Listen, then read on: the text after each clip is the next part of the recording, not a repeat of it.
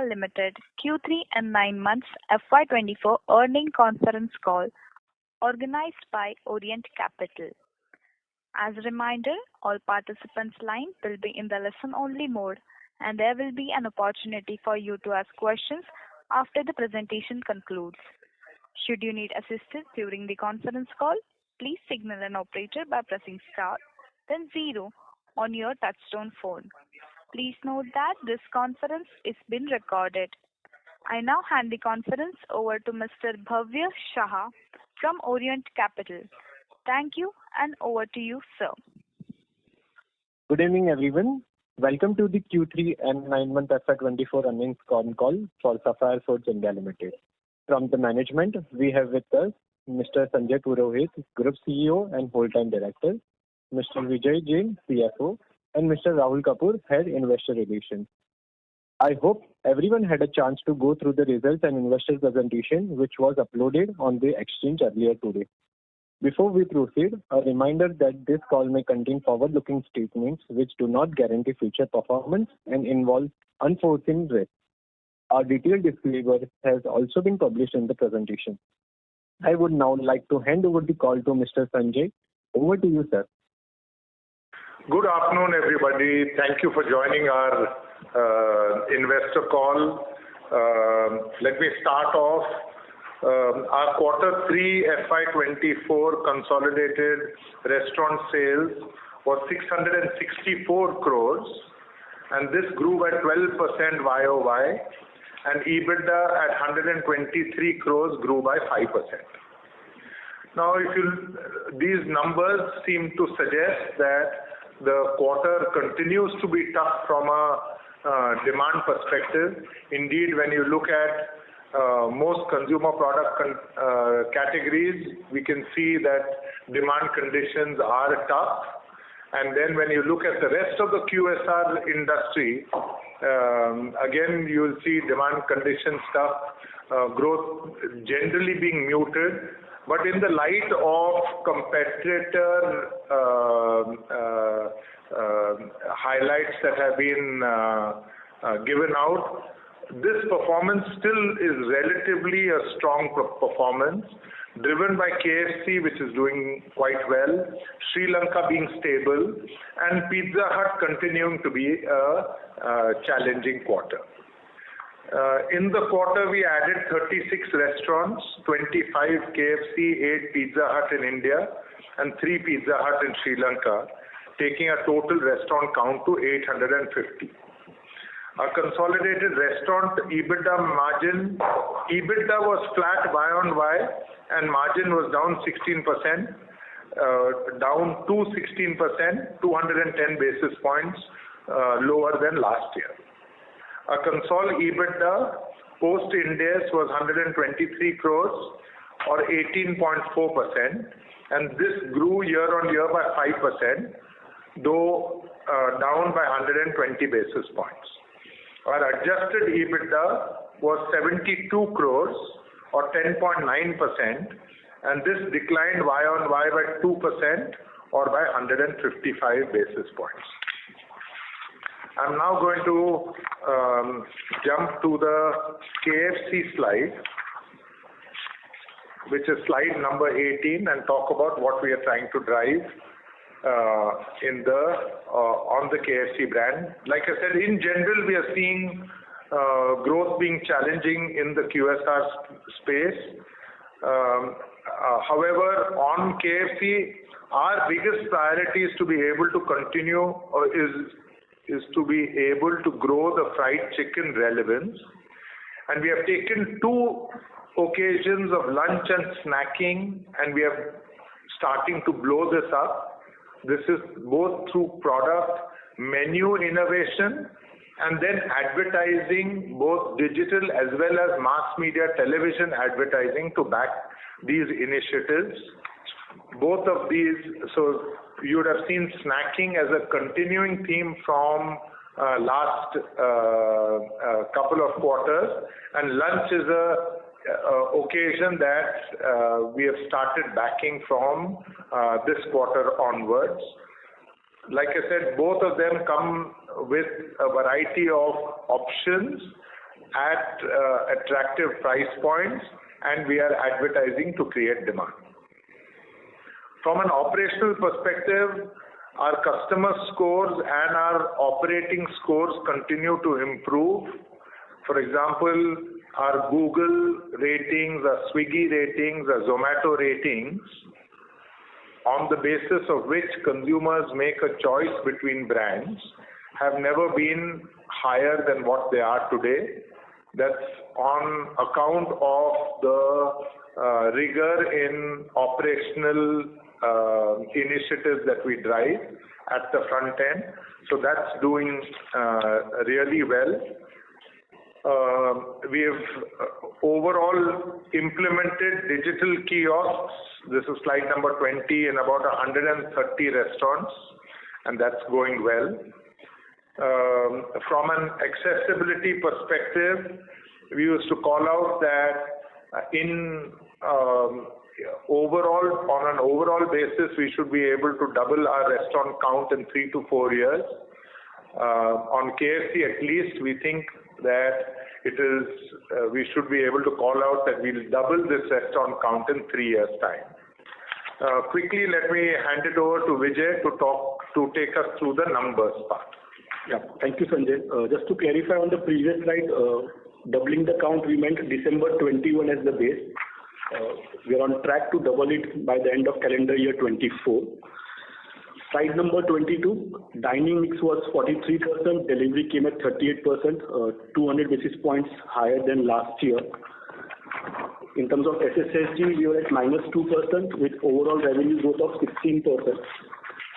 ADS of 125,000 includes 25% new store additions. So we added 81 stores over last calendar year. So that impact is there in the ADS of 125. Overall gross margin grew by 190 basis points, and sequentially also it improved by 50 basis points. This combined with the cost efficiencies meant that we were able to deliver a very strong EBITDA of 20.1%.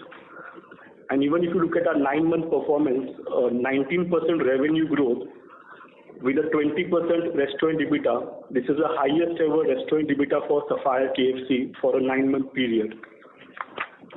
Moving to slide 25, it gives you 4-year trend and 5-quarter trend. Now that we have the benefit of looking at results of all other QSR players, we can safely say that the last 9 months performance of KFC, and especially the Sapphire KFC, I would like to underline this, Sapphire KFC is by far the best in the industry, considering the scale, growth, and the margins which we are able to deliver. While KFC has been a shining star in our overall portfolio, Pizza Hut continues to face a challenging situation on the back of quite severe competitive pressures. Last time we had tried to distill out everything that we are doing into really 3 simple buckets, and we had called out specific actions that we are taking under each of these initiatives. And here we are giving you a summary update. Now, given the nature of the decline that we have had on the brand, I must say there are no silver bullets to rejuvenating the brand. This is going to be a medium-term task, and to be able to change perceptions on the brand. So the first action that we have called is how do we revive customer interest in the brand by building the brand, and both product innovation and enhanced marketing investments are the specific actions. You should be able to see innovation starting to roll out in the next 2 quarters, and we will be putting in higher level of marketing monies to back this innovation. Then we said we've got to, through operational initiatives, how do we grow both dine-in and home service? We have now implemented the Dragon Tail kitchen planning tool in 100% of our restaurants. And most importantly, because this is a delivery forward kitchen planning tool, for it to be effective, we needed to integrate with the aggregator platforms. That is also complete. So now our simple premise is that if you are able to deliver pizza within 20 minutes to a customer as soon as it comes out of the oven, then it is hot and fresh. And we are now seeing month-on-month improvement in these metrics of the number of orders that we are able to serve within these 20 minutes. That's resulted in our higher ratings on Google, on Swiggy, and on Zomato. So across the platform, we are close to 4 rating on Zomato, and this has seen a substantial improvement, and above 4 on Swiggy. Further, building occasions like KFC is an important initiative. Both lunch as well as late night deliveries are the 2 areas that we are focusing on. The lunch day part activation has been rolled out, and over 90% of our stores now are open for late night deliveries. So this also we think will give us an upside. And finally, we've talked about our philosophy on capital allocation, and given that the brand right now has had a challenging couple of quarters on profitability, we've said that we will do 3 to 5% portfolio corrections in the next 2 quarters. We will slow down on our rate of expansion, but we will continue to invest in refurbishments so that customer experience is really maintained.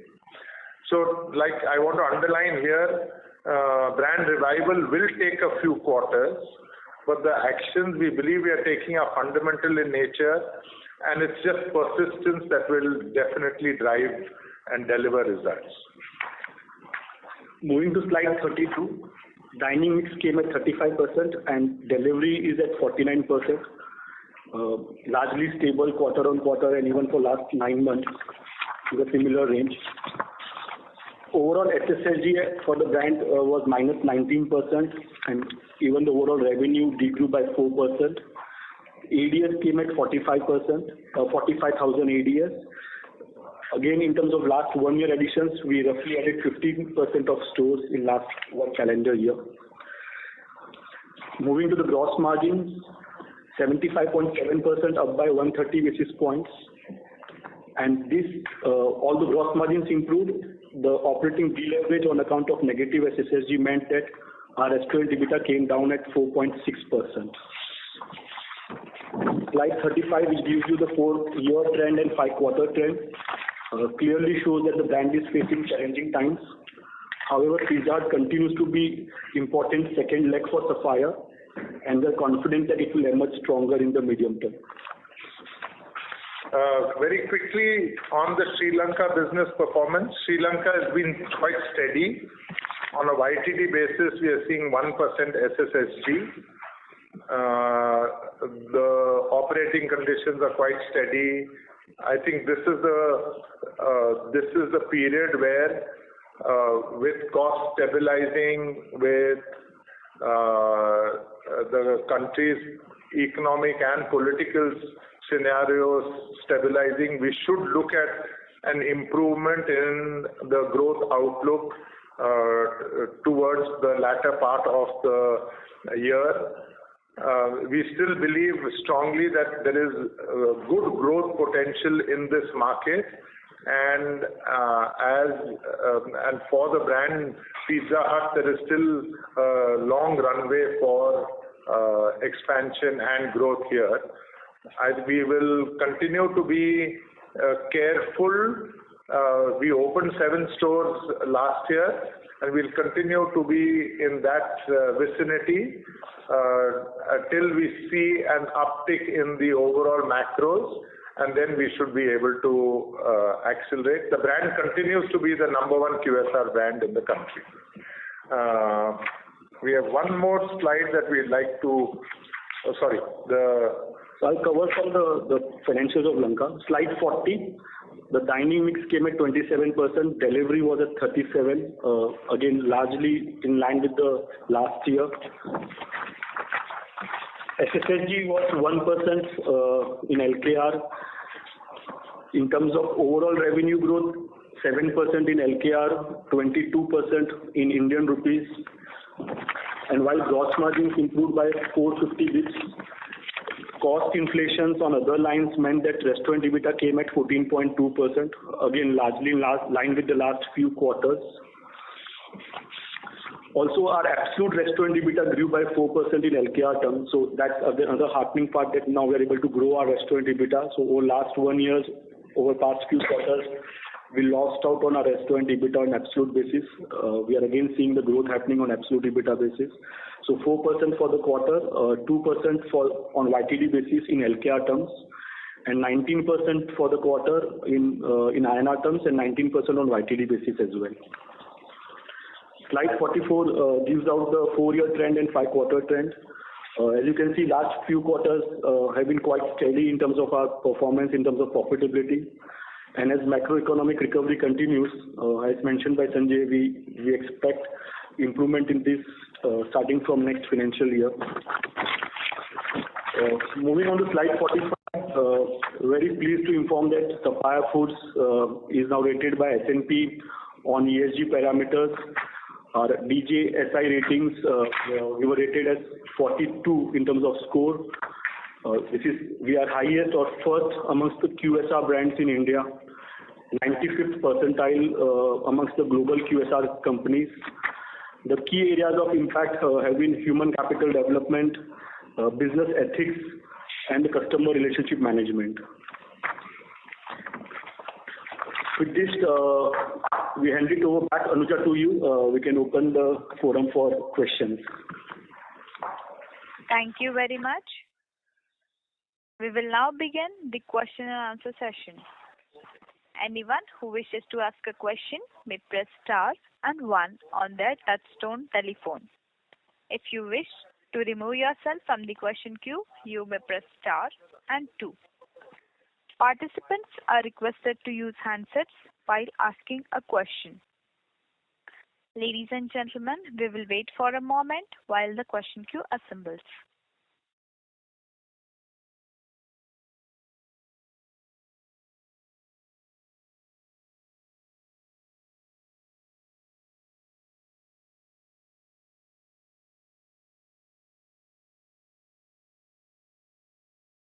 The first question is from the line of Nihal Mahesh Jham from Nuvama Wealth Management Limited. Please go ahead. Yes, good evening and thank you so much. Sir, 2 questions from my side. Starting off with Pizza Hut, over the last 6 quarters, there's been a significant deceleration in the performance, which you also highlighted. So is this totally related to the competitive intensity, or maybe from a brand perspective also some choices or some aspects have not worked out right? Because if you look at the history, there was a significant rival which the brand saw, but it's just surprising in terms of the kind of deceleration the specific brand has taken, say, versus some of the other pizza players. Yeah, so I think part of the issue is the competitor intensity, and perhaps that's affected Pizza Hut a little more than other brands. So that's what the numbers point out towards, Nihal.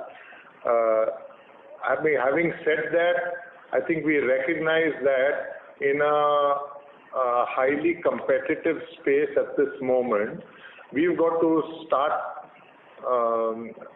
upping the ante. The brand still means a lot to consumers. All our consumer research still shows that the brand retains a top-of-mind awareness, consideration, and yet in the face of, like I said, competitive pressures, we've lost out on growth despite our higher expansion. So the answer really lies in how do you revive consumer interest behind the brand. and it's a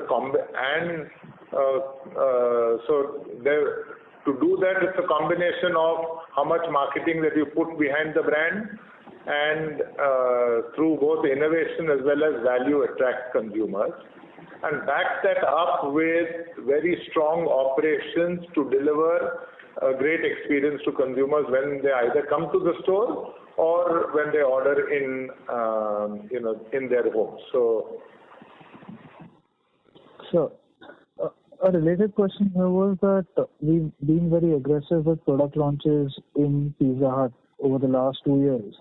When we are incrementally looking at launching further products, what is going to be different versus, say, launching those 10 unique pizzas, which I think just happened 6 months back?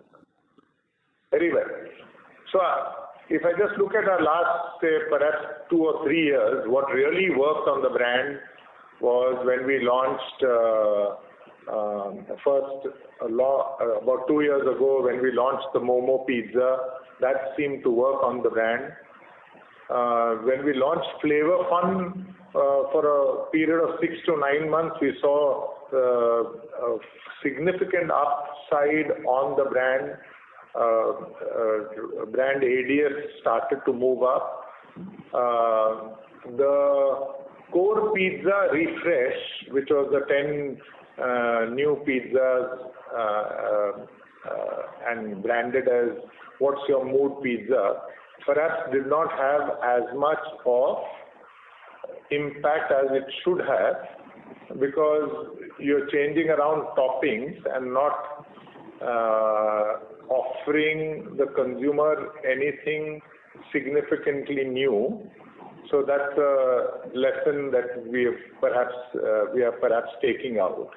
So whereas when I look at the first 2 innovations that I talked about, both Momo as well as on Flavor Fun, I think one recognition is that we should have been able to support these innovations for a longer period of time through heightened marketing. Given the size of the brand and cost of media today, we thought that if we support these initiatives for a 1 quarter basis or so, that will be enough. I don't think that's enough, and I think those are our learnings out of what we have launched in the past, and I think we should take that into our future launches. Just, if I may, one last question.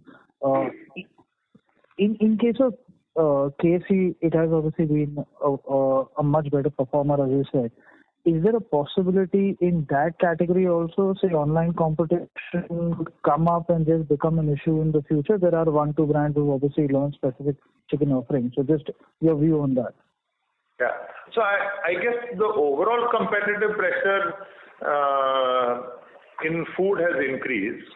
And if I even just break up this competitive pressure, we are not seeing so much of pressure coming from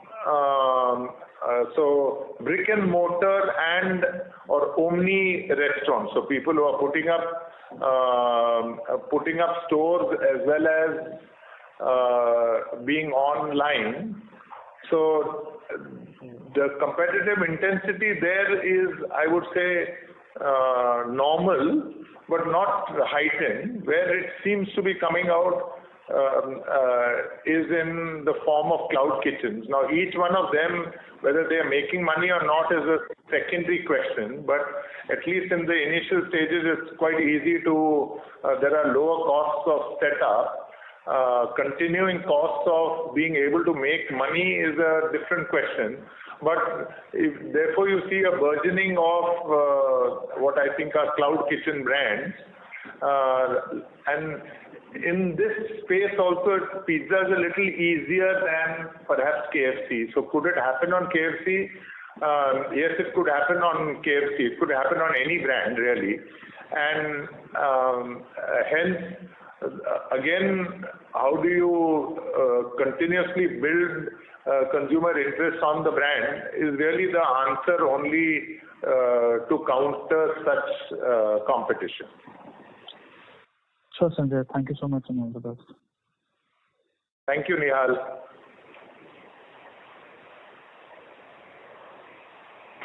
can we go to the next? Yes, sir.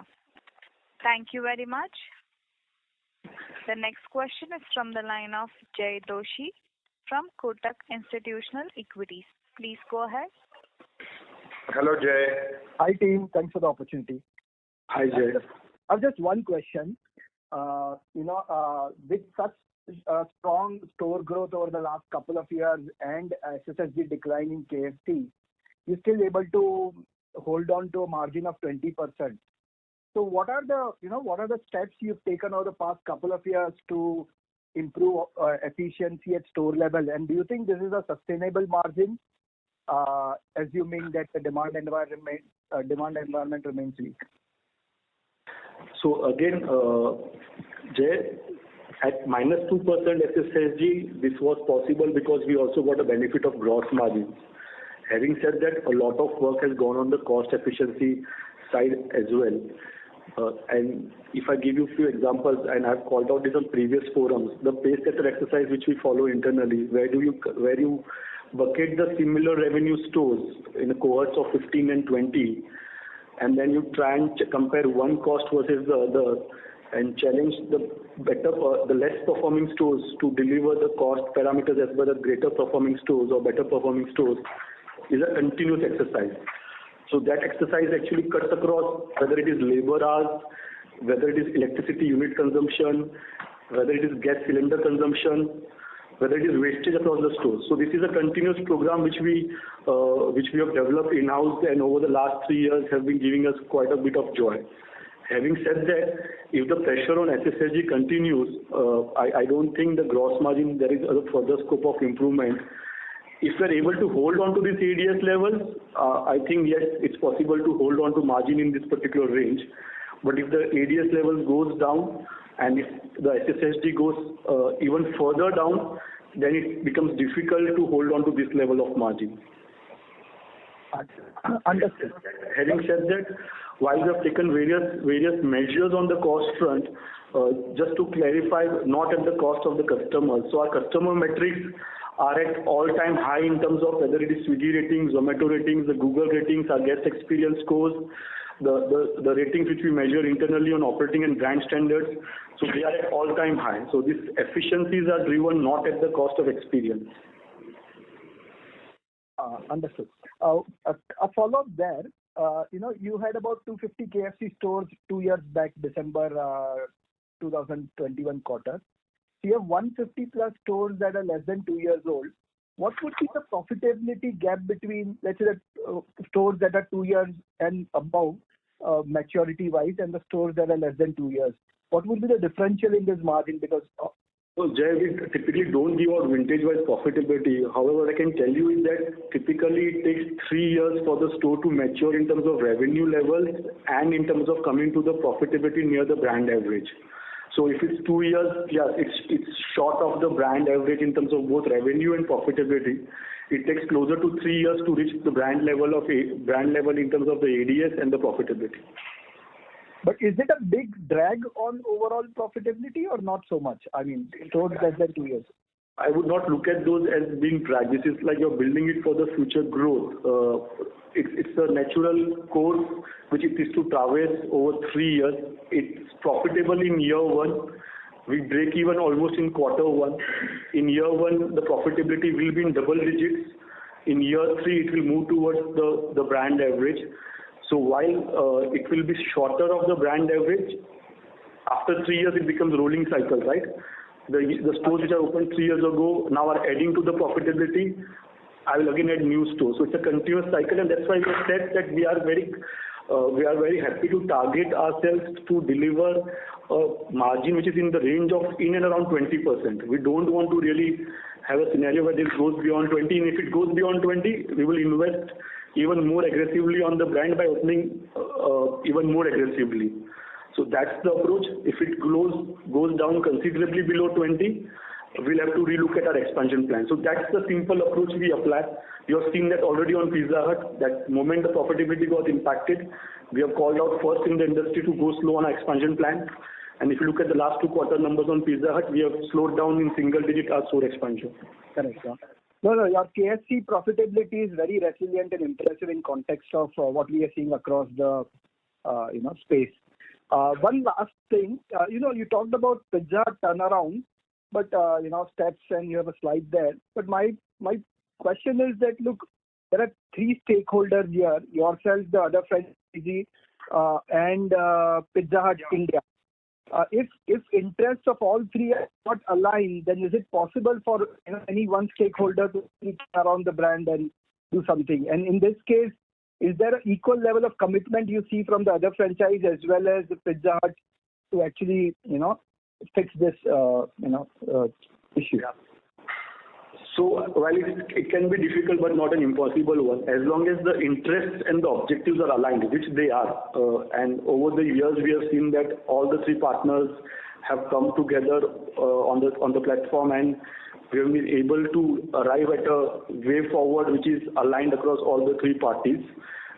That's what happened when April 19, if I may recall, we did the complete redid the menu card, brought in the everyday low pricing. That's what happened when we did the meal options.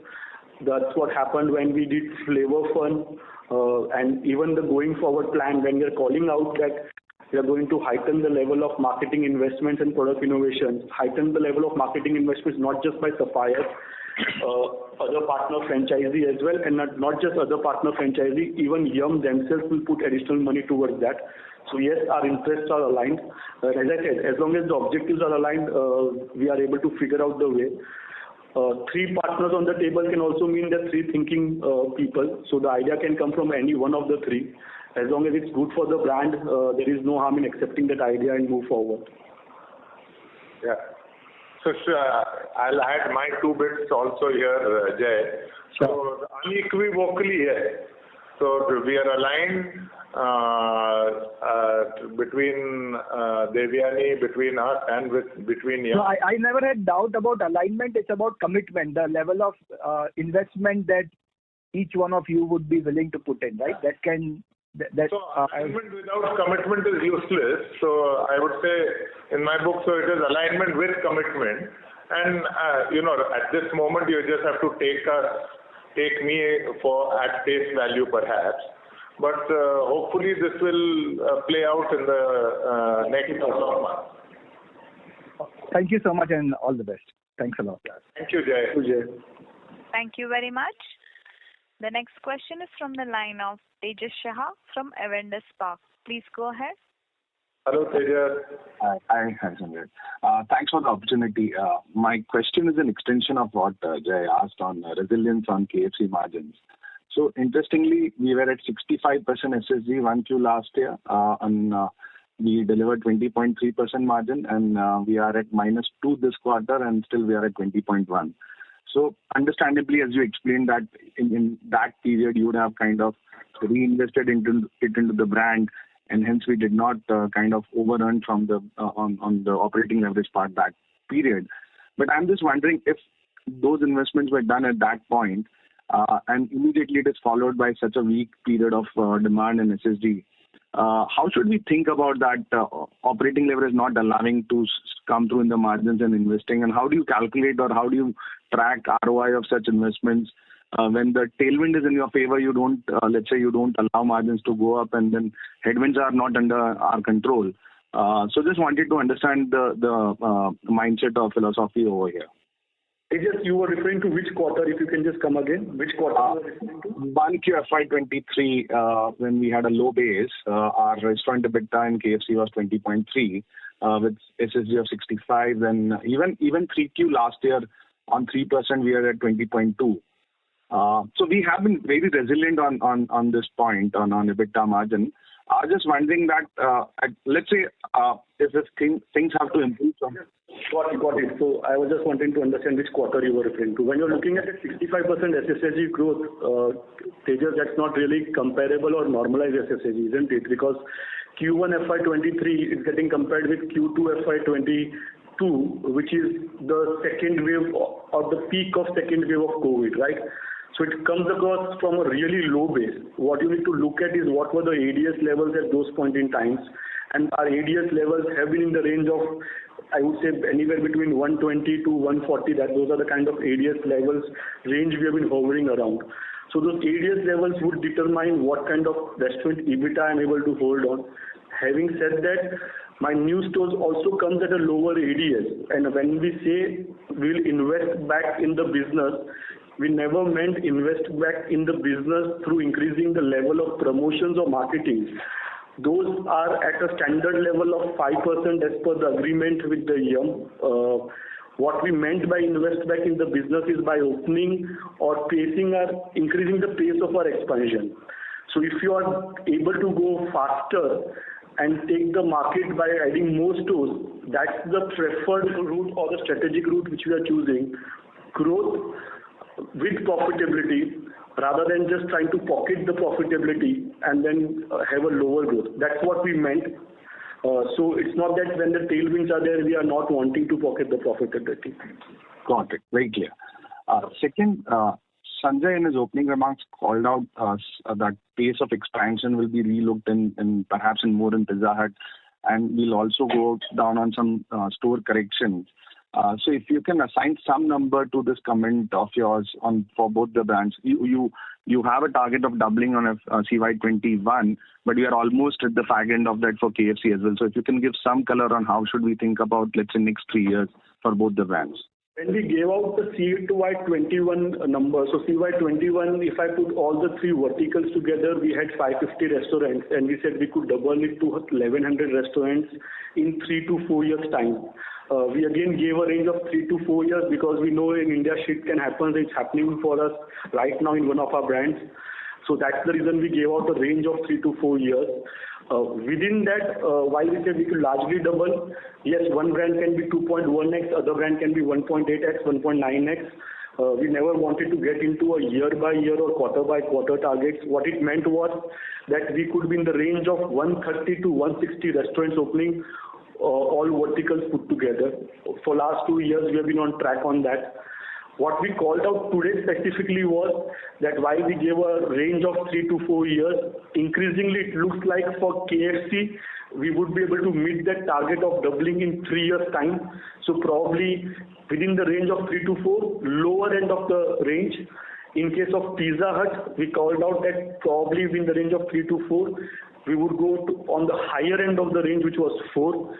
As of today, if the brand is delivering minus 19%, I would not want to get into a conversation on how many stores. I think the immediate priority for the next 6 months is let's see whether we can get some growth back on the brand, and then we can try and do discussion on what the numbers looks like. It will continue to be slow. Right now the numbers are single digit. We are opening 8 stores. For the next 2 quarters, probably we may even see lower number as well. But the annual numbers, the target for next 2 years, I think I can call out, it looks like more towards 4 years rather than 3 years. But I think it would be prudent to park the conversation for next 6 months at least, and let's focus on getting the growth back.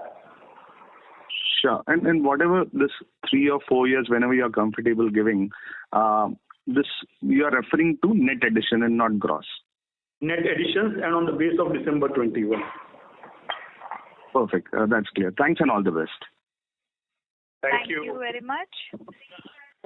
The next question is from the line of Arnab Mitra from Goldman Sachs. Please go ahead. Hello, Arnab. Hi, team. And great to see the resilience on this KFC business from Sapphire. My first question was actually on the store expansion in KFC, where you seem to be obviously doing you're bringing down your target to a 3-year doubling. So the macro environment is still bad for food. KFC is of course being more resilient. So just wanted to understand what's giving you the confidence that we could actually accelerate KFC addition. And is there a risk that we overdo KFC addition in an environment which is really bad and that puts us in a trouble spot? And if you could put some light on like the last 3-4 quarters, the new store openings, how have those new stores done qualitatively versus where let's say you normally expect it to be? Have they been significantly worse or more or less in line? So broadly, the thought process on this acceleration in this weak environment. So while we call it acceleration, I think we are trying to say that we're largely maintaining the pace, right? We opened 80 stores in this calendar year as well. So it's not going to go dramatically higher than that, and still we will be able to closely hit that doubling the count in 3 years. So first of all, we are not saying we will go extremely further aggressive from the current phase of expansion. The current phase of expansion actually leads us to or results into the 3-year doubling count on KFC. Secondly, the approach, we have always called out Sapphire's approach on capital allocation. We would not get swayed by saying that if we can double it 3 years, 4 years, 5 years.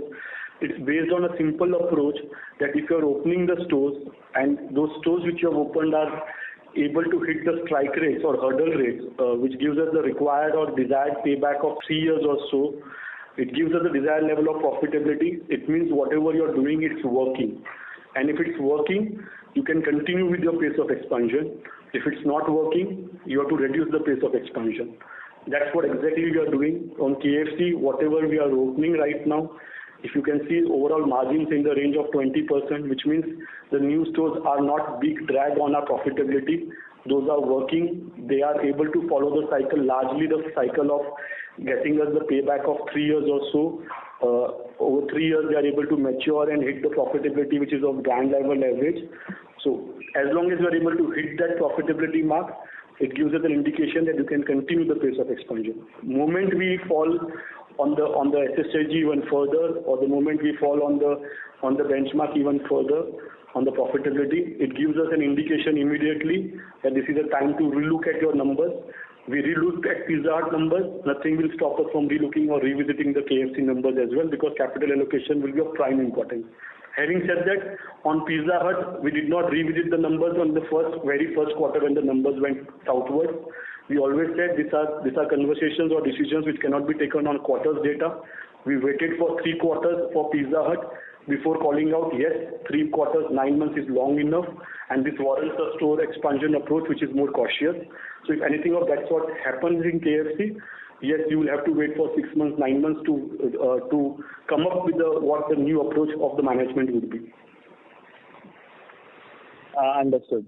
My second question was on Pizza Hut. See, at this SSSG level and the margin level of the store, it's exceptional circumstances right now. So is there not a strong case to completely pause expansion temporarily till your initiatives that you've highlighted come in and the store economics improve? And if such a measure has to be taken, does Yum have to be in agreement with a pause in store expansion, or that's something you can take on your own based on the circumstances? And is there a red line of margins that you take a call that this is just too bad, we need to stop and get our economics back in the existing stores? So while I answer this question specifically first, just to one overall strategy on Pizza Hut, for us it's a very important second leg for Sapphire. And while we are right now in challenging times, even in these challenging times, our second leg, which is Pizza Hut, is way ahead than any other competitor's second leg. Few of our competitors doesn't even have a second leg. So that's an important point to remember, that it's a very important part of our portfolio in the medium term, in the long term. Yes, currently we are facing challenging times. We have already tapered down our expansion. If you can see, it's 8 stores vis-a-vis what we used to, our run rate used to be 15-20 stores almost per quarter prior to that. The stores which you put are again an independent decision. So while the current SSSG may not be great, there could be few opportunities, few pockets, few trade areas which could be completely, let's say, not served by the existing stores, existing channels, which means there could be opportunity, there could be a good real estate available, there could be a great rental deal. So you don't want to completely go into a situation where you are not able to capture those things. Also, there would be few stores which you have already signed in terms of the pipeline. If those are at great commercials, you may want to open that. So completely pausing may not be an approach. But if it comes to that situation, yes, you are right. This requires a conversation with Yum.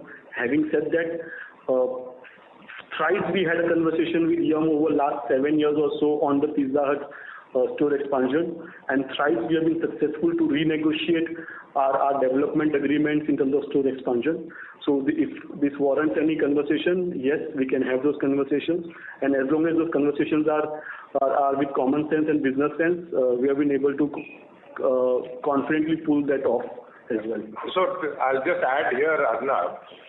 See, finally we are all taking business decisions from a single lens, and I can't see any reason why Yum should not back us, and in fact they should be the first people who will tell us that go slow on expansion, let's get the brand right, because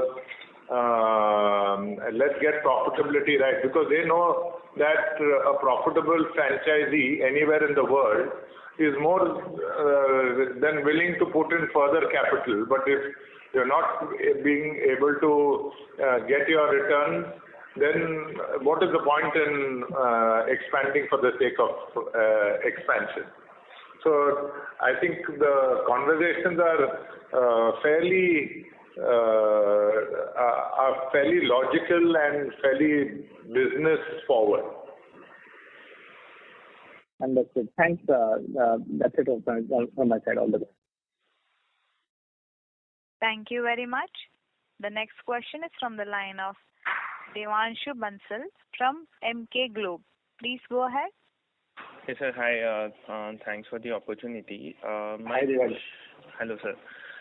My question is specific to dine-in or on-premise channel for KFC. The numbers suggest that performance has been sort of relatively much better versus peers in this quarter. We have reported a 6 to 7% sequential growth in our dine-in channel versus flattish to negative trends for other formats. So what is working well for us here? Is it new launches, the KFC lunch, Wednesday offer, or the store modernization that we have done? So if you could just throw some light on this. So yes, so a lot of our current offers are focused on actually encouraging dining consumers to come in, dining and takeaway. So our lunch offers is one of such examples, which is focused on dining consumers. There's another offer which is currently going on Crispy, which is again dining and takeaway focus. So yes, the efforts are there, which actually try and get the consumer on the premise vis-a-vis just having it on the delivery platform. That's one. Secondly, if you look at the mix, and the quarterly mix also plays a role. Typically, if you look at quarter 3, being a festival quarter, dining is definitely better in this quarter compared to the other quarters. So entirely looking at sequential performance may not be right way. When you compare it last year quarter, this year, the mix for dining has slightly gone down as well. So Vijay, I was comparing it across players, so those things play out for other players also. So Fair. Okay. Fair. From a gross margin point of view, Vijay, you indicated that for KFC at least there is not much room to improve there. But the other franchisee is still at 100-150 bips higher. So is it just because of channel difference, or can you throw some light there? Because yeah. So first of all, on the gross margin, I said there is not much of a room there. What I meant was, again, from an inflation point of view, we are fairly at a steady state over last couple of quarters. So whatever upside we had and whatever the gross margin we lost a year or so back because of high inflation, we have been able to largely pull back. Hence, I meant there's not much headroom available over there, and they're quite steady, both for KFC as well as Pizza Hut.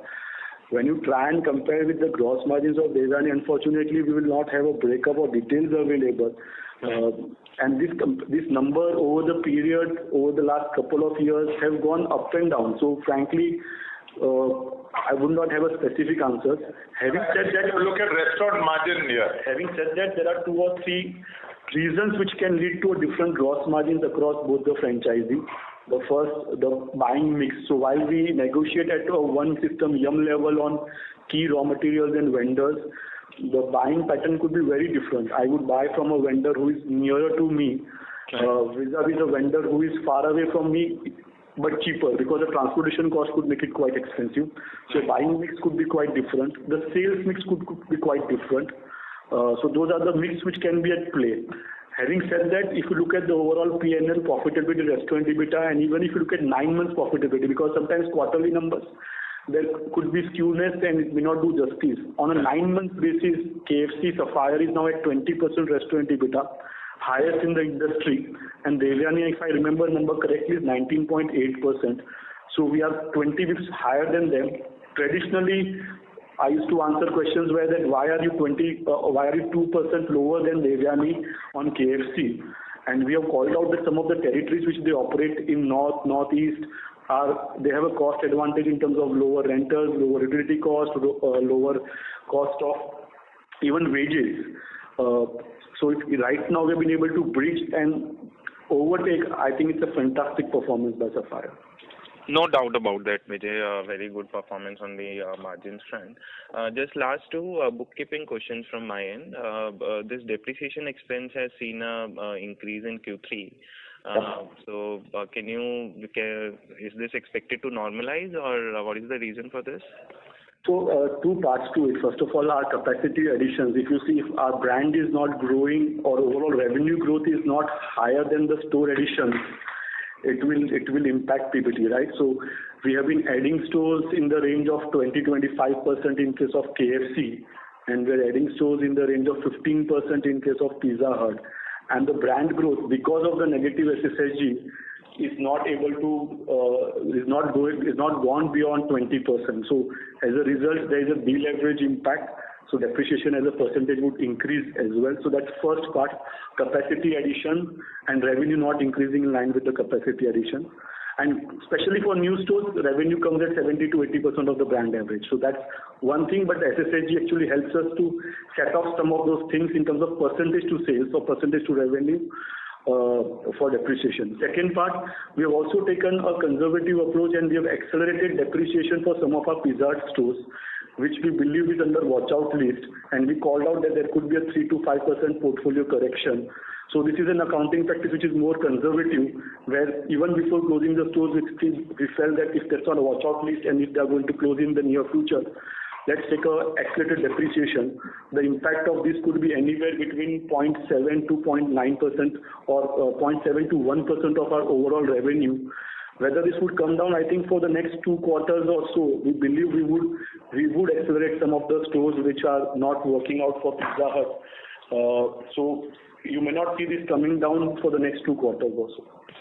Got it. And the tax rate for coming quarters as well, if you could elaborate. So right now, again, to clarify on tax, we don't have a tax payout. So there is the tax expense which you see is deferred tax impact which you have taken in the P&L, because if you remember, last year Q4 we created a deferred tax asset on all our past losses. We don't have any tax outflow. The rate is that same 25%. What you see largely would remain in the P&L, but without a corresponding cash outflow. This gets knocked off against the deferred tax assets which we carry in our books. Thank you very much. We'll take the last question from the line of the participant got disconnected. Very well. There doesn't seem to be anyone else, Anuja. Oh, Shirish came back online, so let's. Anuja, over to you. We can take the next call. Okay. The next question is from the line of Shirish Pardesi from Centrum Broking. Please go ahead. Yeah, hi sir. Good evening. Thanks for the opportunity. Good evening, Shirish. Yeah, I just have one fundamental question. Sanjay, in your experience, you have been a marketing guru, and the reason why I'm asking this question is that candidly the pizza pie is getting shrunk. So I have got 3 observations. One is that either the entire category is getting shrunk and people are moving away from pizza consumption, or it could be a situation that you have been saying that the competition has become aggressive and they are taking share from the organized top 2-3 players, or there could be a reason that the traffic is there but the platforms are taking away your traffic and giving it to somebody else. So what is the realistic thing, and is it a structural decline story, or do you think the consumption is still resilient, but I think this time will sell and then people will come back and start eating dine-in? Yeah, so Shirish, if it is a long-term structural issue on a country like India, I think it'll be very, very surprising. So I have said this in the past also. Typically, you see sinusoidal growth curves on India. There are periods when growth is fantastic, and then there are troughs also. But in general, those sinusoidal curves are pointing upwards. So it is still growing over a medium to long-term perspective. Now, having said that, on pizza, if you speak to the platforms also, they say pizza is growing. When we look at, so I can't see any reason why pizza is not growing, other categories are growing. So in many of the year-end reports, pizza continues to be the number one and number two category. So I don't think there are any issues with the category itself. Clearly, when coming out of COVID, when you had a strong momentum on eating out, you will find many people coming in, and then whether they are sustainable or not is a different question, and that sustainability is really a factor of can they deliver the required sales and profitability. So that we will see occurring over the next 1 or 2 years. But everyone or anyone can set up a cloud kitchen today at a much lower level of investment than an omni-channel store of ours. It delivers also significantly lower sales. It is far more difficult to differentiate the brand on a aggregator platform. A pure cloud kitchen brand, I would believe, will struggle significantly to establish what the brand is about and what its promise is about. But in the short run, a consumer who is willing to experiment will look at the name, will look at what they have to offer, and it's quite likely that people will buy once or twice and then go back to brands that they trust. So I think this is what we are seeing on pizza, which really leads us to believe that surely our 310-15 stores that we have got, and overall say 700-800 stores in the country that we have got on Pizza Hut, actually is a big advantage, both from a physical presence. We can get consumers in to dine in and plus deliver. And therefore, if we change the narrative on the brand, build interest, I can't see any reason why we can't come back just as powerfully. There are many, many similar examples that you would have seen in other countries. For example, in the US, where there is enormous amount of competitive pressure on coffee, how the leading brand came back. So I think it's been done before. We are quite confident that through persistence, and fundamentally perhaps change a couple of things that we have done in the past, learn from what we have done in the past, and I talked about what we have learned on innovation plus on marketing, and continue the operational excellence. I think we should be able to bounce back.